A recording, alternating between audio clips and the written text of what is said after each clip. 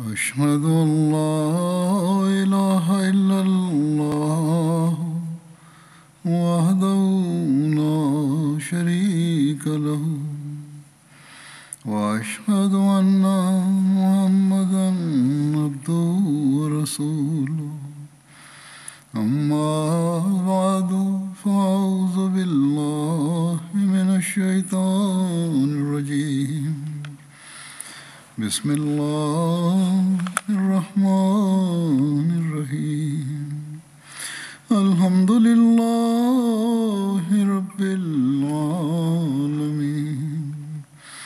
الرحمن الرحيم مالك يوم الدين إياك نعبد وإياك نستعين اهدنا الصراط المستقيم صراط الذين أنعمت عليهم غير المغضوب عليهم ولا الضالين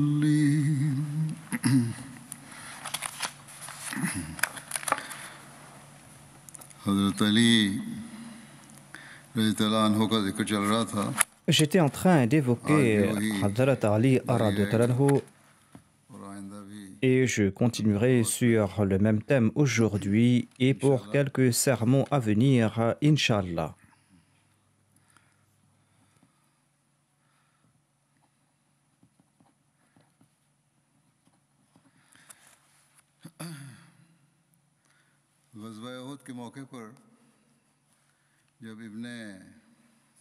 Lors de la bataille d'Uhud, Ibn Qamiya a tué Moussa bin Omer, croyant à tort qu'il avait tué le saint prophète Mohammed sallallahu alayhi wa sallam.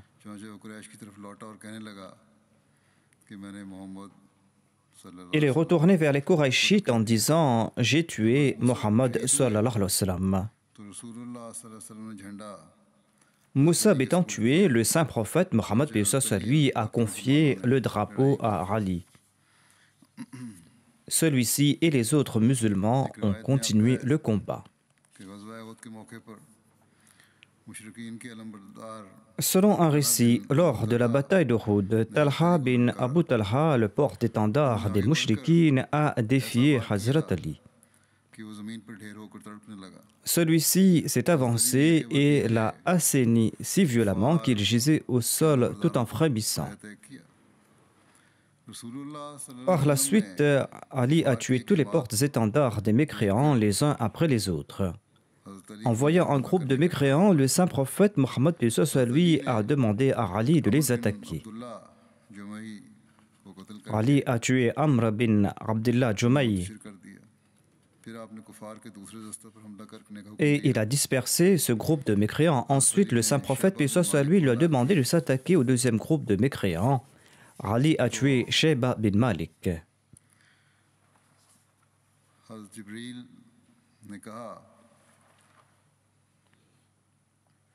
L'ange Gabriel a déclaré à propos d'Ali: ô envoyé d'Allah, sallallahu alayhi wa sallam, il mérite certainement la grâce divine. Il a déclaré ceci à propos de Hazrat Ali. Le saint prophète Mohammed lui a déclaré: oui, Ali est mien et je suis sien. L'ange Gabriel a répondu: moi je vous appartiens à tous deux.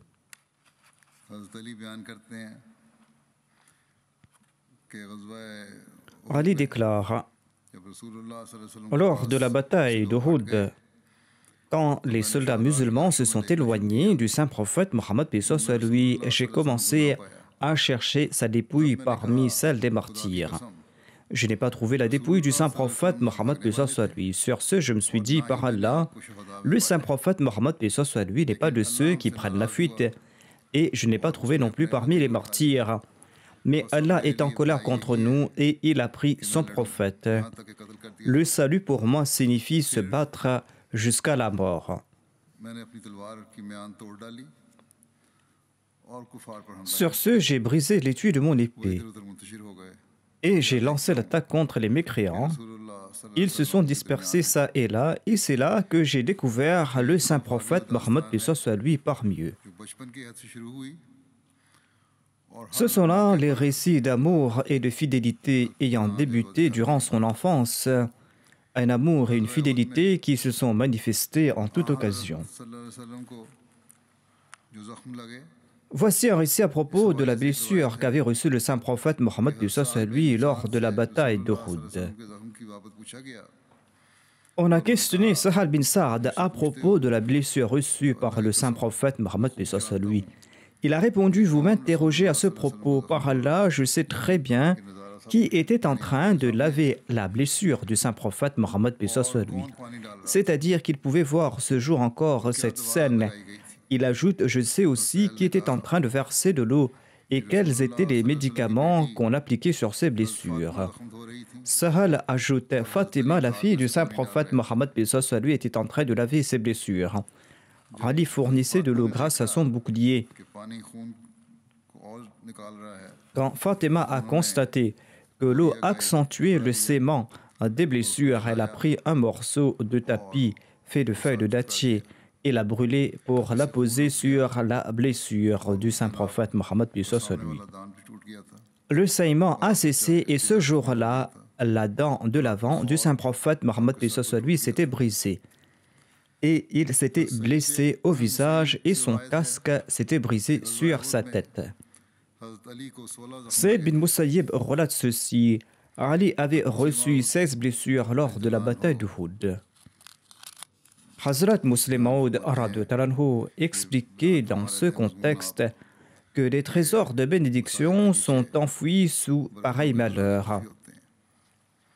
Il déclare à propos de cette bataille que, de retour de la bataille d'Uhud, Ali a confié son épée à Fatima en déclarant: lave cette épée, elle m'a rendu de fiers services aujourd'hui. Le saint prophète Mohammed paix soit lui entendait les propos d'Ali. Il a déclaré: Ali, ton épée n'était pas la seule à l'œuvre aujourd'hui. Les épées de nombre de tes frères ont montré leur mérite en ce jour. Et en évoquant les noms de 6 ou 7 compagnons, le saint prophète a déclaré que leurs épées n'ont pas démérité face à la tienne. Ainsi donc, ses compagnons ont remporté la victoire en traversant par ces difficultés. La bataille du fossé a eu lieu au cours du mois de Shawwal en l'an 5 de l'Hégire.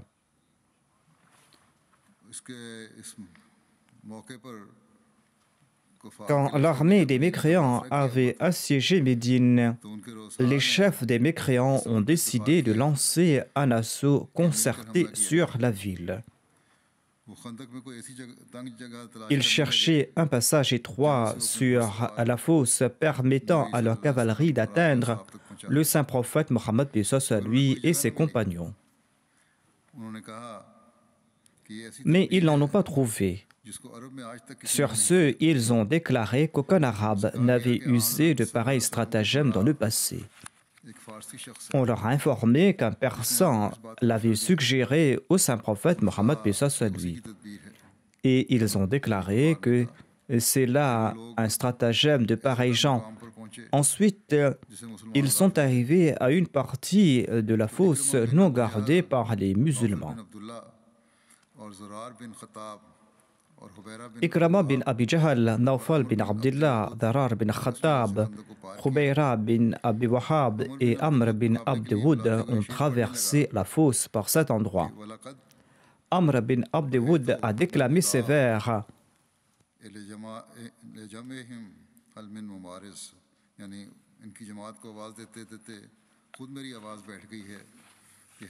c'est-à-dire, j'ai perdu la voix en les invitant au combat. Y a-t-il quelqu'un pour me combattre pour un duel? Ali a déclamé ces vers en réponse.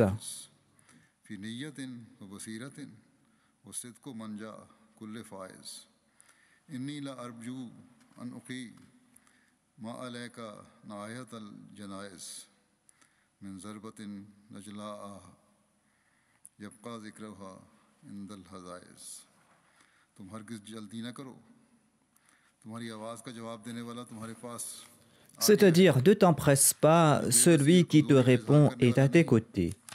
मजबूत इरादे Il n'est point faible et sans soutien. और मैदान में साबित Le salut est destiné à celui qui est doué d'une ferme détermination et d'une perspicacité parfaite et qui est persévérant sur le champ de bataille. ऐसा बड़ा जख्म लगाकर J'espère que je réunirai autour de ta dépouille les pleureuses en lamentation. Je t'infligerai une blessure si profonde qu'elle restera dans les annales de l'histoire. निकलूंगा Lorsqu'Ali bin Abi Talib a dit au saint prophète Mohammed paix soit lui qu'il combattra Amr bin Abd Wood, le saint prophète lui a confié son épée et a ceint son amama tout en priant के मुकाबले में « Oh Allah, aide-le lors de ce combat contre Amr bin Abd Wood. » निकले दोनों Ali est sorti pour le combattre. Tous deux se sont rapprochés et la poussière s'est soulevée entre tous deux. Ali radhiyallahu anhu l'a tué पे आए तो et a lancé Allahu Akbar. Et sur ce, dit le rapporteur, nous avons su qu'il l'avait tué. ने उसे कत्ल कर दिया इसके Ses compagnons, c'est-à-dire les compagnons d'Amr bin Abd Wood, ont pris la fuite et ont eu la vie sauve grâce à leurs chevaux. इसकी मज़ीद तफसील बयान फरमाते हुए उसमें बशीर साहब ने यूं तारीफ फरमाया है Hazrat Mirza Bashir Ahmad Sahib a commenté sur cet incident en ces termes. और अपनी Amr était un épéiste extrêmement renommé. Et en raison de sa bravoure, il était considéré comme l'équivalent de 1000 guerriers à lui seul. इसलिए उसका सीना मुसलमानों के खिलाफ Depuis qu'il était retourné de Badr, frustré et sans succès, son cœur était empli d'inimitié et de sentiments de vengeance à l'endroit des musulmans. मगरूराना लहजे में Dès qu'il est entré sur le terrain, il a invité un duel sur un ton très arrogant. मुकाबले से कितराते Il a déclaré « Est-ce qu'il y a quelqu'un qui pourra me combattre ?» Certains compagnons étaient réticents à l'affronter, mais Ali s'est avancé pour lui faire face avec la permission du saint prophète Mohammed paix soit lui. के वास्ते दुआ की Et le saint prophète paix soit lui a confié son épée et a prié pour lui. सुना है कि तुमने ये ऐद किया हुआ है Amr s'est avancé et il a dit à Amr, j'ai entendu dire que tu as juré que si un Qurayshite te fait deux requêtes, tu vas accepter l'une des deux. हज़रत अली ने कहा तो फिर En effet, a déclaré Amr.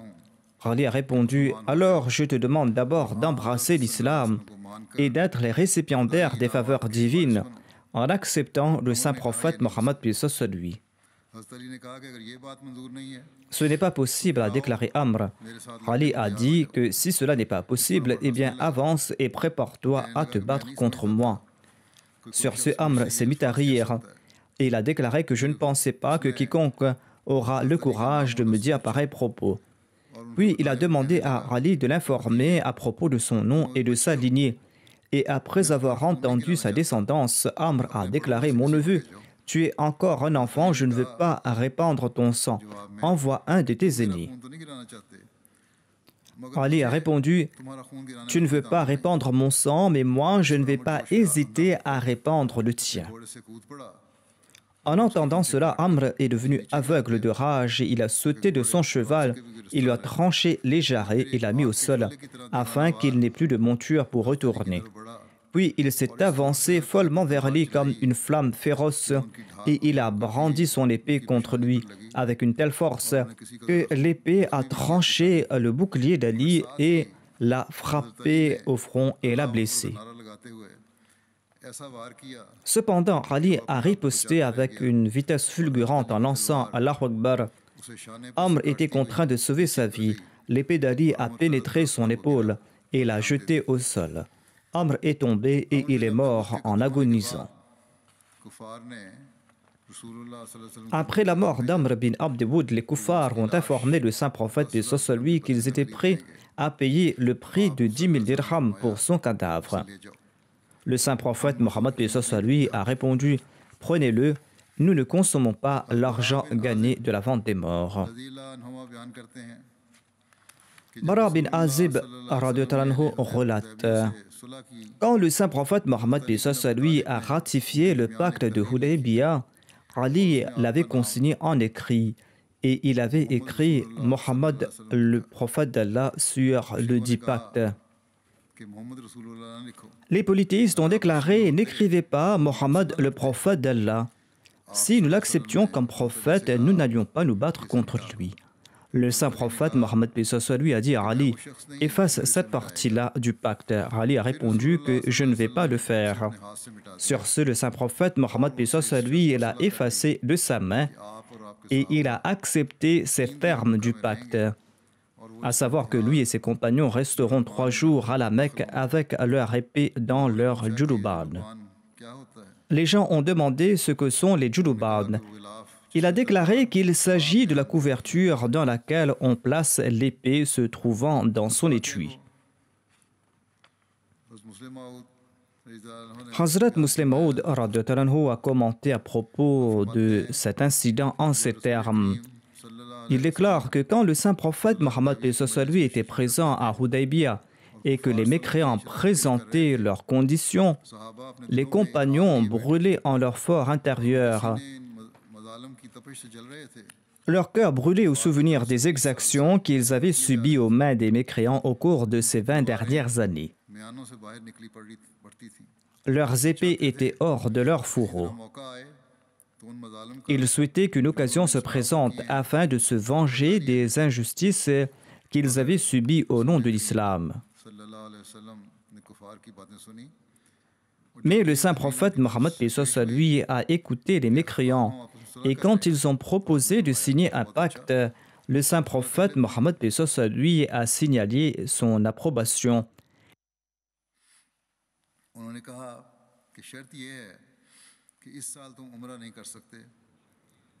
Ils ont déclaré « La condition est que vous ne pourrez pas accomplir l'Umrah au cours de cette année. » Le saint prophète lui a accepté leurs conditions. Ensuite, les mécréants ont déclaré « Quand vous viendrez accomplir l'Umrah l'année prochaine, vous ne pourrez pas passer plus de 3 jours à la Mecque. » Le saint prophète Mohammed lui a déclaré « Très bien, j'accepte aussi cette condition. » Ensuite, ils ont déclaré que vous ne pourrez pas entrer à la Mecque en armes. Le saint prophète Mohammed lui a aussi accepté cette condition. On était en train de fixer les termes du traité et les cœurs des compagnons brûlaient de rage, mais ils ne pouvaient rien faire. Ali avait pour tâche de consigner en écrit le pacte. Lorsqu'il a écrit « Ceci est le pacte entre Mohammed, le prophète d'Allah, et ses compagnons d'une part, et d'autre part, tel ou tel chef de la Mecque et ses habitants », sur ce, les Mécois ont sauté en déclarant que nous ne pouvons tolérer ces propos, car nous n'acceptons pas Mohammed comme prophète de Dieu. Si nous l'avions accepté comme prophète divin, pourquoi allions-nous nous battre contre lui? Nous signons ce pacte en sa qualité de Mohammed, fils d'Abdullah, et non pas en tant que Mohammed, le prophète de Dieu. Ainsi donc, ils ont ajouté qu'il faudra enlever ces termes de ce pacte. La colère des compagnons était à son comble. Ils tremblaient même de colère. Et ils se sont dit, Allah a créé une autre occasion pour nous. Le saint prophète Mohammed lui ne va pas accepter cette condition et nous aurons l'occasion de nous battre contre eux et nous aurons l'occasion d'assouvir notre rage. Le saint prophète lui a déclaré, ils ont raison, enlevez les mots prophète d'Allah du pacte. Ali efface ces mots de ce pacte. Mais Ali était un modèle d'obéissance. Lui aussi, il tremblait de colère. Il avait des larmes aux yeux. Il a déclaré au prophète d'Allah, je ne pourrai pas effacer ces mots. Le saint prophète Mohammed lui a dit, donne-moi ce papier. Et le saint prophète Mohammed lui l'a pris et a effacé ces mots de ses mains. Il a effacé les mots Rasulullah au prophète d'Allah.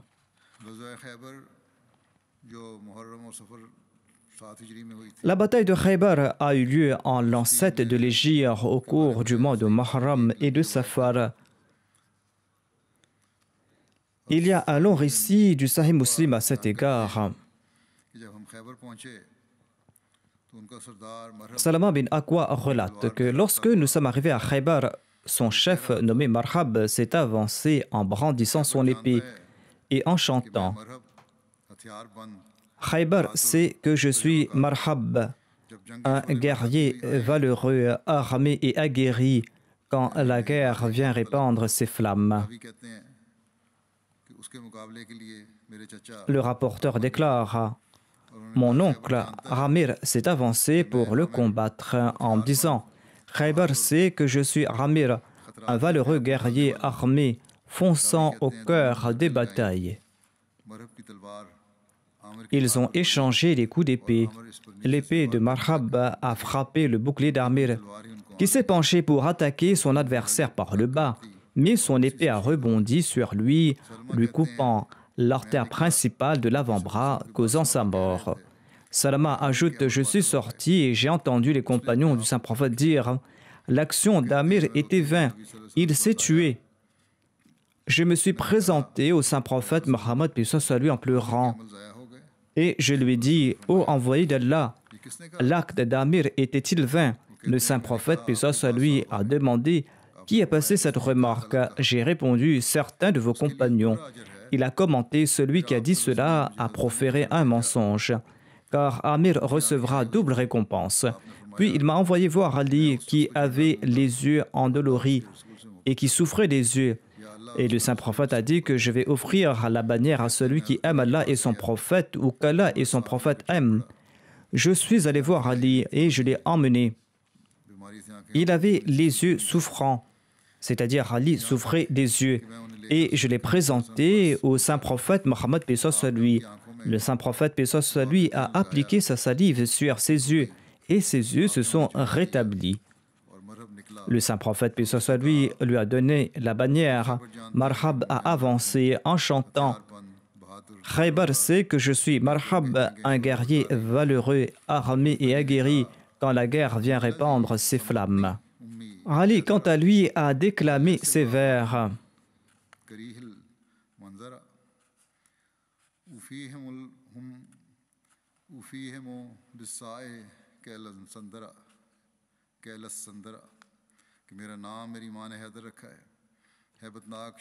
Je suis celui dont la mère a nommé Haïdar. Je suis comme un lion de la forêt au visage effrayant. J'offre à mon adversaire à la mesure d'un sandara en l'échange de son sa. Il s'agit d'un dicton arabe ressemblant au dicton ourdou qui signifie un cerf et demi pour un cerf reçu, ou rendre à la monnaie de sa pièce, ou répondre à la brique par la pierre. Un sandara est une mesure importante. Un sar fait 3 cerfs et un sandara est un poids ou une mesure plus importante. Le narrateur déclare Ali a frappé Marhab à la tête et l'a tué. Et on a remporté la victoire grâce à Ali. C'est un récit tiré du recueil de Muslim. Hazrat Muslim Maud déclare à ce propos Ali a eu une occasion le jour de la bataille de Khaybar. Le saint prophète Mohammed p.s.a. lui a déclaré « Aujourd'hui, j'offrirai l'occasion à celui qui aime Allah et qu'Allah aime en retour. Je vais confier l'épée à celui que Dieu a accordé sa grâce. » Omar déclare « J'étais présent dans cette rencontre et j'ai levé la tête dans l'espoir que le saint prophète allait me voir et m'offrir son épée. Mais il me regardait et se taisait. Je levai de nouveau la tête. Le saint prophète me regardait et se taisait. Et Ali est venu et il souffrait beaucoup de ses yeux. Le saint prophète Mohammed p.s.a. lui a déclaré « Ali, avance-toi ». Il s'est rapproché, le saint prophète p.s.a. lui a placé de sa salive sur ses yeux. Et il a déclaré « Qu'Allah guérisse tes yeux, prends cette épée, l'épée qu'Allah t'a confiée. » Hazrat Muslim Maud évoque cela en ces termes. Il déclare environ 5 mois après son retour de Hudaybiyah, le saint prophète p.s.a. lui a décidé d'expulser les Juifs de Khaybar résidant à quelques lieues de Médine. et de là-bas, il pouvait aisément comploter contre les musulmans de Médine. Ainsi, au cours du mois d'août de l'an 628 de l'ère chrétienne, le saint prophète Mohammed paix soit lui est sorti avec 1600 compagnons vers Khaybar. Khaybar était une ville fortifiée et tout autour d'elle, il y avait des forteresses perchées sur des monts. Il n'est point facile de prendre une ville aussi forte avec si peu d'hommes. Les musulmans ont été victorieux lors des escarmouches autour de la ville. Mais quand les Juifs ont réuni leurs forces dans la forteresse principale, tous les stratagèmes des musulmans tombaient à l'eau. Un jour, Allah a informé le saint prophète Mohammed paix soit lui que cette ville sera conquise par Ali. Et le matin, il a annoncé que j'offrirai le drapeau noir de l'islam à celui qu'Allah et son prophète et les musulmans aiment. Allah a destiné la conquête de Khaybar entre ses mains. Le lendemain, le saint prophète Mohammed paix soit lui a appelé Ali et il lui a confié le drapeau. Ali a pris l'armée des compagnons et il a attaqué la forteresse. En dépit du fait que les Juifs s'étaient réfugiés, Allah a accordé une telle force à Ali et aux autres compagnons qu'ils ont conquis la forteresse avant la soirée. En évoquant ce même incident, Hazrat Muslim Maud déclare qu'il était question de la conquête de Khaybar. Le saint prophète Mohammed paix soit lui a fait venir Ali et il a voulu lui confier le drapeau de l'armée musulmane. Mais Ali souffrait des yeux. On trouve mention ici encore une fois du fait qu'il souffrait de ses yeux et ses yeux étaient très enflés. Le saint prophète Mohammed paix soit lui, en voyant son état, lui a dit « Ali, viens ici ». Quand il s'est présenté, le saint prophète Mohammed paix soit lui a placé de sa salive sur ses yeux et elles se sont rétablies en ces instants même. Ensuite, évoquant la guérison occasionnée par le saint prophète Mohammed paix soit lui, Hazrat Muslim Maud déclare: certains malades en ce monde reçoivent une guérison miraculeuse de la part d'Allah, et ce sans avoir recours à des moyens médicaux, ou ils guérissent lorsque les moyens médicaux ne sont plus efficaces. Il y a un exemple de cette guérison dans la bataille de Khaybar parmi tant d'autres exemples tirés de la vie du saint prophète Mohammed paix soit lui. Lors de cette bataille, un jour, le saint prophète Mohammed paix soit lui a dit à ses compagnons: Khaybar sera conquise par celui à qui je remettrai ce drapeau. Le calife Omar a déclaré: au moment venu, j'ai levé la tête avec l'espoir que le saint prophète Mohammed paix soit lui allait me choisir. Mais le saint prophète paix soit lui ne m'a pas choisi pour cette tâche. Sur ce, Ali est venu et ses yeux le faisaient atrocement souffrir. L'envoyé d'Allah a placé de sa salive sur ses yeux et elles se sont rétablies sur le champ. Lui confiant le drapeau, il lui a assigné la mission de conquérir Khaybar.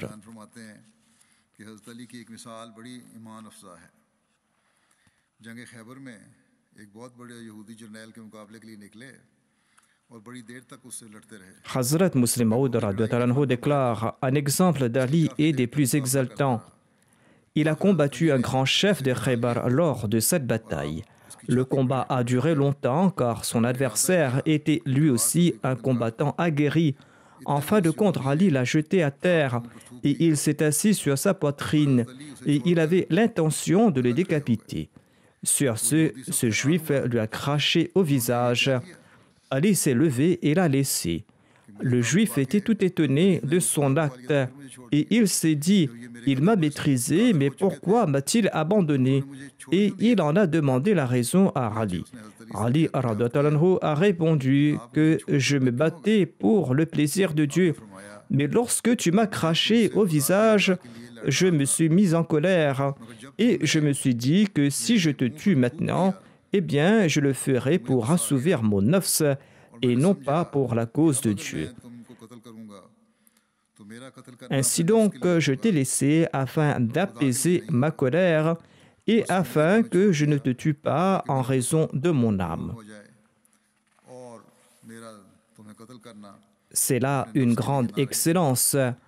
Ainsi donc, au milieu du combat, Ali a laissé ce grand ennemi afin qu'il ne le tue pas en raison de la colère de son âme, mais afin qu'il le fasse uniquement pour mériter le plaisir de Dieu.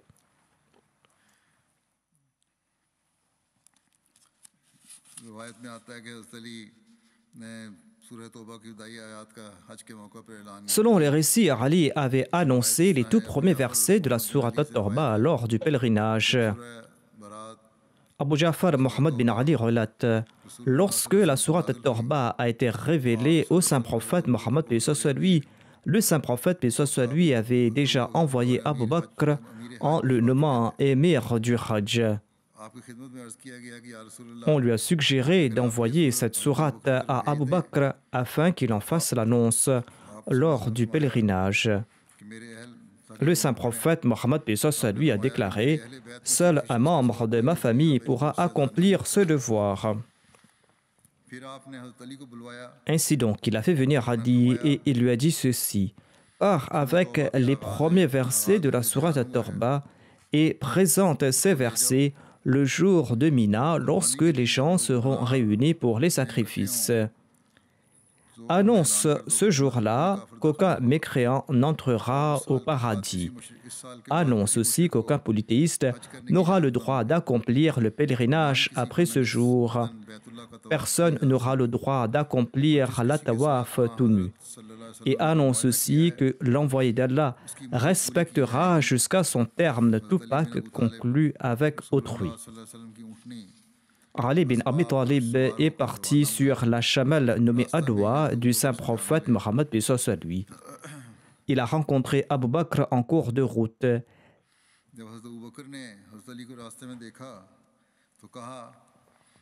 Et quand Abu Bakr a vu Ali, il lui a demandé: est-ce que le saint prophète Mohammed paix soit lui vous a nommé émir ou est-ce que vous serez mon subalterne? Ali a répondu: je serai votre subalterne. Tous deux sont partis. Abu Bakr a géré le pèlerinage et les Arabes ont campé cette année-là au même endroit qu'ils campaient à l'époque de l'ignorance.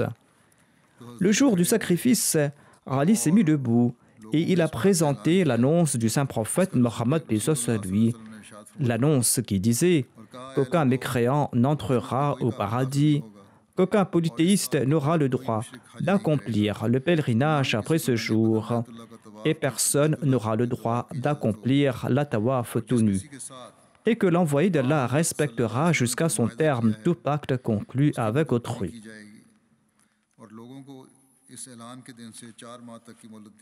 Les gens auront un délai de 4 mois pour retourner dans leur région ou dans leur lieu de sécurité.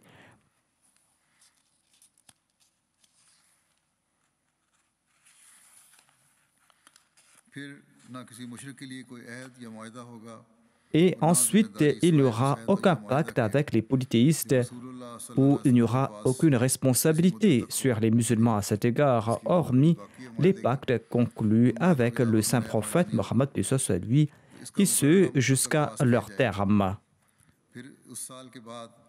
Hormis ces pactes-là, il n'y aura pas de nouveaux pactes. Après cette année, aucun polythéiste n'a accompli le Hajj. Aucun d'entre eux n'a accompli le Hajj tout nu. Ali et Abu Bakr se sont ensuite présentés au saint prophète Mohammed paix soit lui.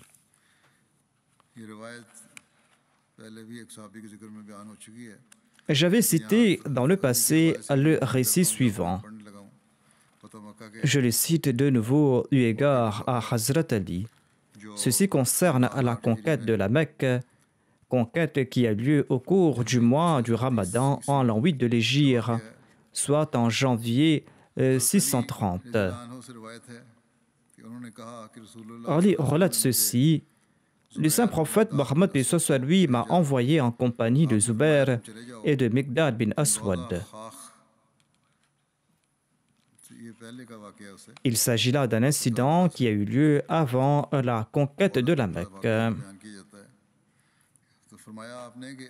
Le saint prophète Mohammed paix soit lui nous a conseillé ceci: Quand vous arriverez à Rawda Khar, vous allez trouver une femme à dos de chameau portant une lettre. Ramenez cette lettre. Nous sommes partis et nos chevaux ont foncé dans la direction de la femme. À Rawda Khar, nous avons trouvé cette femme à dos de chameau. Nous lui avons demandé de donner la lettre. Elle a refusé de le faire en disant qu'elle n'avait pas de lettre. Nous lui avons dit « Tu la feras sortir, sinon nous allons te dévêtir. » Et c'est là qu'elle a fait sortir la lettre de ses cheveux. Et nous nous sommes présentés auprès du saint prophète Mohammed avec la lettre. Hatib bin Abi Balta'a avait envoyé cette lettre aux polythéistes de la Mecque, les informant de l'intention du saint prophète Mohammed lui. Le saint prophète lui a fait venir Hatib et il lui a demandé « C'est quoi cela ?» Hatib a répondu « Ne tirez pas des conclusions hâtives à mon sujet, ô envoyé d'Allah. Je ne suis pas un des Qurayshites et je me suis joint à eux. Les autres immigrants qui vous ont accompagnés ont des proches à la Mecque, par l'entremise desquels ils ont protégé leurs maisons et leurs biens. Moi, j'ai souhaité faire aux habitants de la Mecque une faveur. Je n'ai aucun lien de parenté avec eux et peut-être éprouveront-ils de la considération à mon égard suite à cette faveur de ma part. Je n'ai pas commis cet acte parce que je suis devenu un mécréant, un apostat ou un hypocrite. Je ne souhaite guère retourner à l'incroyance après avoir accepté l'islam. Je vous en rassure. Le saint prophète Mohammed lui a répondu que tu as dit la vérité. C'est-à-dire que le saint prophète Mohammed lui a cru dans ce qu'il disait. Hazrat Muslim Maud déclare à ce propos: il n'y avait qu'un faible compagnon qui avait informé par lettre que le saint prophète lui était sorti avec 10 000 soldats. Il déclare: j'ignore quel est son objectif, mais je pense qu'il part de la direction de la Mecque. J'ai des proches à la Mecque et j'espère que vous allez les aider au cours de cette période difficile et que vous ne les laisserez pas souffrir. Cette lettre n'était pas encore arrivée à la Mecque quand le saint prophète Mohammed lui a appelé Ali le matin, lui disant: pars dans tel endroit, Allah m'a informé que tu vas y rencontrer une femme à dos de chameau. Elle porte une lettre adressée aux Mécois. Prends cette lettre et apporte-moi là immédiatement. Quand Radi était sur le point de partir, le saint prophète Mohammed lui a dit: il s'agit d'une femme, il ne faut pas la maltraiter. Insiste tout simplement sur le fait qu'elle porte cette lettre pour la prendre. Mais si elle ne l'avoue pas et si elle rejette tes requêtes, eh bien tu pourras faire preuve de dureté. Tu pourras même la tuer si nécessaire, mais ne laisse pas partir la lettre. Radi est arrivé sur le lieu. La femme était présente là-bas. Elle a commencé à pleurer, elle jurait: est-ce que je suis une traîtresse? Est-ce que je suis une trompeuse? Vous pouvez me fouiller. Ils ont cherché et ils ont fouillé ses poches. Ils ont regardé dans ses bagages sans trouver la lettre. Les compagnons ont déclaré: on dirait qu'elle ne détient pas cette lettre. Ali s'est mis en colère et il a dit à la femme: tais-toi. Par Dieu, le prophète de Dieu ne peut mentir. Il a dit à la femme: Mohammed l'envoyé de Dieu, affirme que tu détiens cette lettre. Par Allah, je ne suis pas en train de mentir. Et en faisant sortir son épée, il a déclaré: donne la lettre, sinon je suis prêt à te dévêtir pour la prendre. L'envoyé d'Allah a dit la vérité et toi tu mens. La femme a pris peur quand on a menacé de la dévêtir et elle a défait ses cheveux qui cachaient la lettre et elle a remis cette lettre au compagnon. Hazrat Muslim Maud explique ainsi cet incident. Il déclare: à l'époque du saint prophète Mohammed lui, un compagnon a voulu informer secrètement ses proches de la Mecque à propos de l'attaque des musulmans sur la Mecque, afin que par cette marque de sympathie, les Mécois soient bienveillants à l'égard de ses proches. Mais Dieu a informé le saint prophète Mohammed paix soit lui à ce propos par révélation. Il a envoyé Ali et quelques autres compagnons leur disant ceci: une femme se trouve dans tel endroit, partez prendre la lettre. Là-bas, elles ont demandé à la femme de faire sortir la lettre, elle a refusé de le faire. Certains compagnons ont dit que peut-être que le saint prophète paix soit lui s'était trompé. Ali n'était pas de cet avis. Il a déclaré: les propos du saint prophète sont toujours vrais, je ne partirai pas d'ici tant qu'elle ne donne pas la lettre. Et ils ont menacé la femme qui a fait sortir la lettre. Lors de la conquête de la Mecque, lorsque le saint prophète paix soit lui se trouvait dans l'enceinte de la Kaaba, Ali s'est présenté à lui avec les clés de la porte de la Kaaba. Ali a déclaré: ô envoyé d'Allah, confiez-nous la tâche de fournir de l'eau lors du Hajj, ainsi que la responsabilité d'ouvrir et de fermer la Kaaba. Le saint prophète Mohammed paix soit lui a demandé où se trouve Othman bin Talha. Et quand Othman bin Talha s'est présenté, le saint prophète paix soit lui lui a dit: ô Othman, voici tes clés. C'est le jour des vertus et de la fidélité. Et le saint prophète Mohammed paix soit lui a dit à Ali que je ne vous confierai pas des tâches vous mettant en difficulté, mais je vous offrirai ce qui sera source de bénédiction pour vous. Et je ne te confierai pas ce dont tu souhaites prendre la responsabilité. C'est-à-dire, étant donné qu'il demandait de son propre chef cette responsabilité, le saint prophète paix soit lui n'allait pas le lui confier. Hani bint Abi Talib relate: quand le saint prophète Mohammed paix soit lui avait campé dans la partie haute de la Mecque, deux proches de mes beaux-parents, des Banu Makhzoum, sont venus se réfugier chez moi. Hani déclare: mon frère Ali est venu chez moi et il m'a dit: par Allah, je vais les tuer tous deux.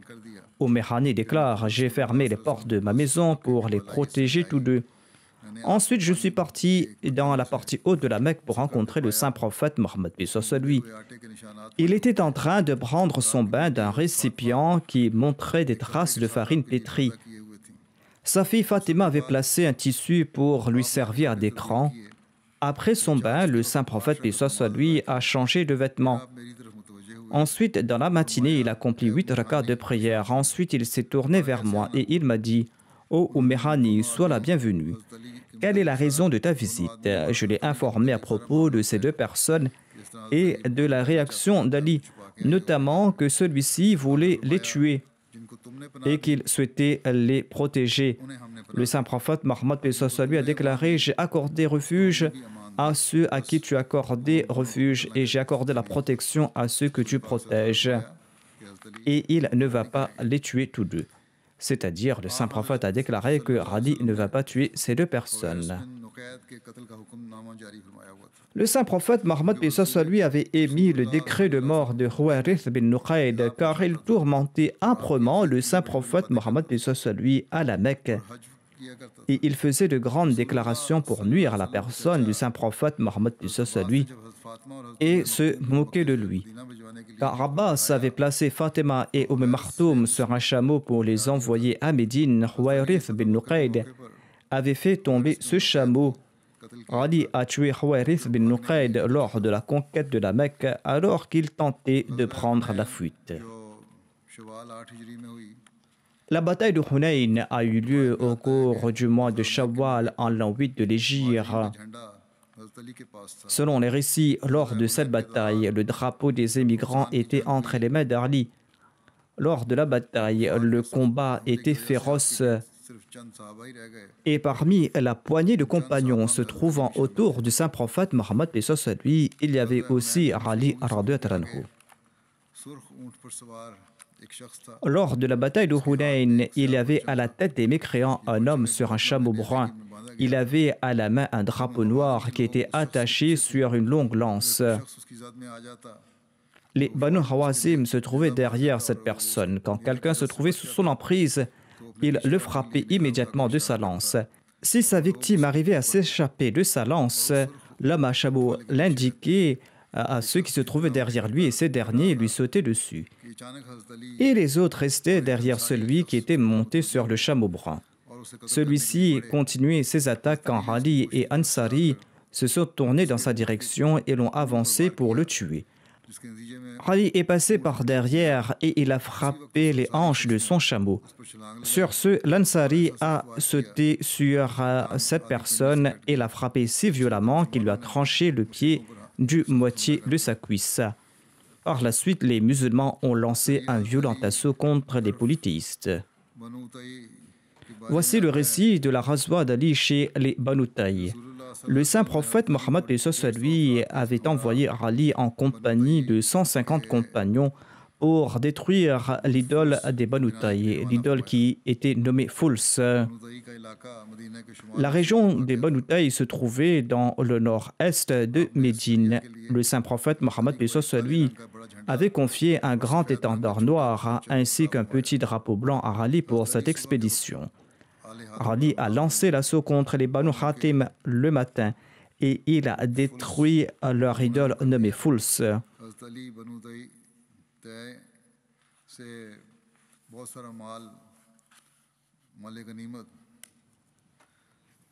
Ali a pris de nombreux butins et il a fait de nombreux prisonniers de parmi les Banu Taï.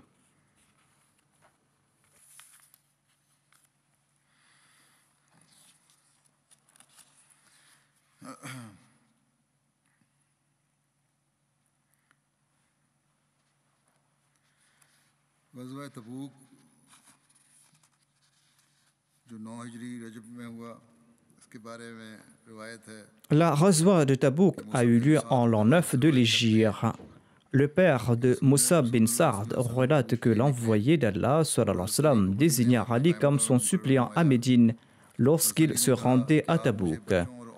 Ali lui a demandé « Me laissez-vous pour garder les femmes et les enfants ?» Le saint prophète, paix soit sur lui, lui a demandé « Ne serais-tu pas satisfait d'être pour moi ce que fut Aaron pour Moïse ? Cependant, il n'y aura pas de prophète après moi, a dit le saint prophète Mohammed, paix soit sur lui. » Hazrat Muslim Maud relate une fois, le saint prophète Mohammed, paix soit sur lui, est sorti pour combattre et il a laissé Ali comme son suppliant à Médine. À Médine, il n'y avait que des hypocrites. Tout inquiet, Ali s'est présenté au saint prophète Mohammed lui et il lui a demandé de le prendre avec lui.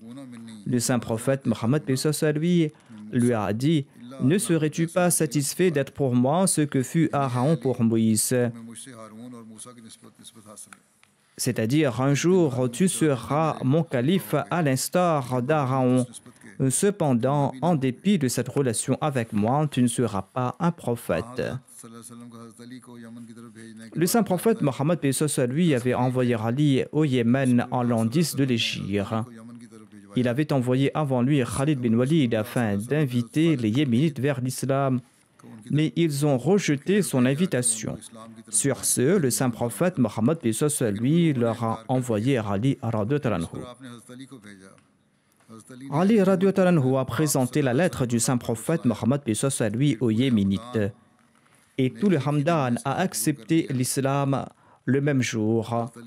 Lorsque Ali radhiyallahu anhu a écrit une lettre au saint prophète Mohammed lui pour l'informer que les Yéménites avaient accepté l'islam, le saint prophète lui a répété à 3 reprises que la paix soit sur Hamdan. Hamdan est une ville du Yémen située à environ 1150 km au sud-est de Médine. Ainsi, le peuple du Yémen a accepté l'islam et Ali a écrit au saint prophète Mohammed lui.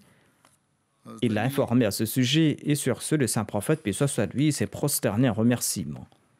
Ali a relaté ceci.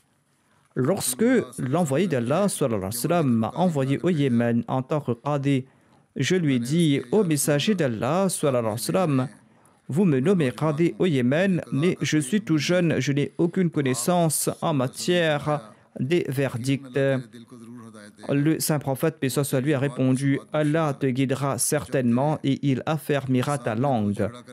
Quand 2 personnes en conflit se présenteront devant toi, eh bien, ne rends pas de verdict avant d'avoir écouté tous deux. Et ceci va faciliter ton jugement. » Ali radhiyallahu anhu a déclaré qu'après ce conseil du saint prophète Mohammed paix soit lui, je n'ai jamais eu de doute quant à mes verdicts. Amr bin Shaf Aslami était l'un de ceux qui étaient présents à Hudaybiyah. Il raconte, lorsque j'étais en route pour le Yémen avec Ali, il m'a traité durement au point où je lui en voulais. De retour du Yémen, je me suis plaint de lui dans la mosquée, tant et si bien que le saint prophète paix soit lui en a entendu parler. Un jour, je suis entré dans la mosquée et le saint prophète paix soit lui était assis en compagnie de certains de ses compagnons. Lorsqu'il m'a vu, il m'a regardé attentivement. Le rapporteur ajoute, le saint prophète paix soit lui m'a scruté du regard. Et lorsque je me suis assis, il a regardé. Ô Amr, par Allah, tu m'as tourmenté. J'ai répondu au messager d'Allah, je cherche refuge auprès d'Allah contre le fait de vous tourmenter. Le saint prophète Mohammed paix soit lui a répondu, celui qui a tourmenté Ali m'a tourmenté.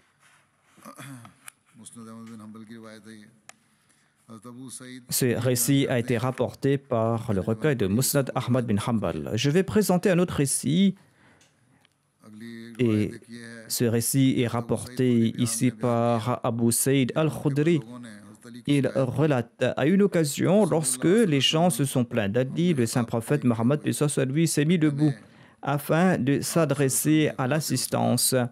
J'ai entendu le saint prophète Mohammed paix soit lui déclarer: Ô peuple, ne vous plaignez pas d'Ali, par Dieu, il a très peur de Dieu. Ou il aurait dit, il a très peur dans la voix de Dieu que quelqu'un se plaigne de lui. Je vais mentionner Ali à l'avenir, Inch'Allah. Aujourd'hui aussi, je souhaite vous attirer l'attention vers les prières. Lors du précédent sermon, je n'avais pas fait mention de l'Algérie. Les Ahmadis de l'Algérie font face à des conditions très difficiles. Certains ont été même emprisonnés.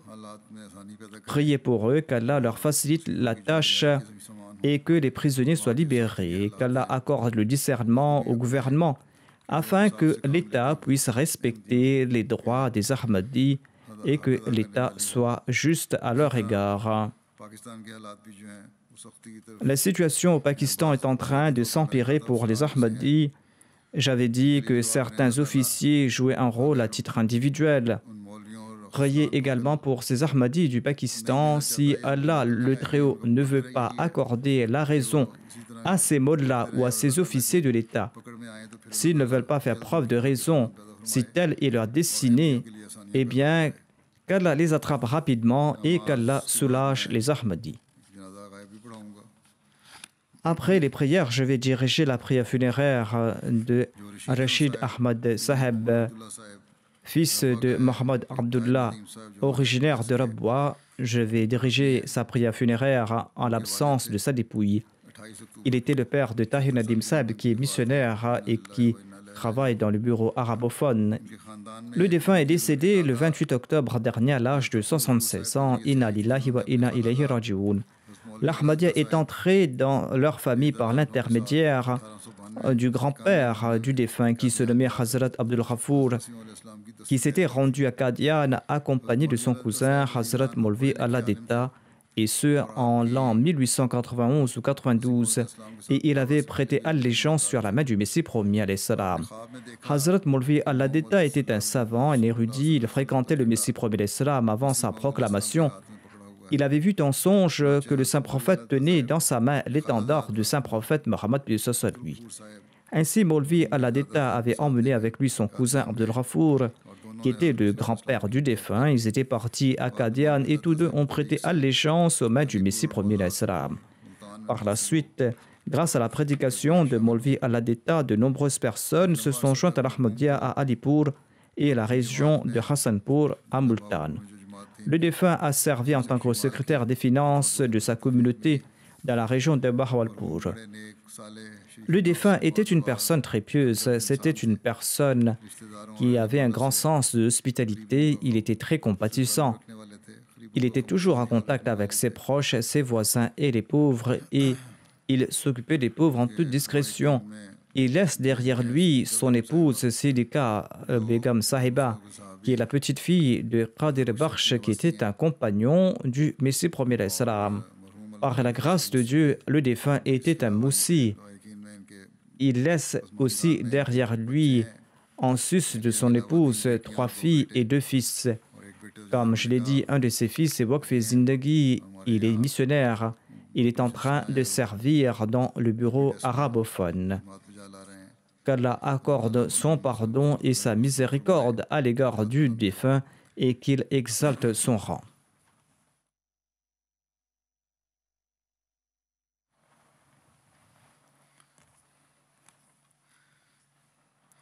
Alhamdulillah, nahmaduhu wa nasta'inuhu wa nastaghfiruh. ونؤمن به ونتوكل عليه ونعوذ بالله من شرور أنفسنا ومن سيئات أعمالنا من يهده الله فلا مضل له ومن يضلل فلا هادي له ونشهد أن لا إله إلا الله ونشهد أن محمدا عبده ورسوله عباد الله رحمكم الله إن الله يأمر بالعدل والإحسان وإيتاء ذي القربى وينهى عن الفحشاء والمنكر والبغي يعظكم لعلكم تذكرون اذكروا الله يذكركم وادعوه يستجب لكم ولذكر الله أكبر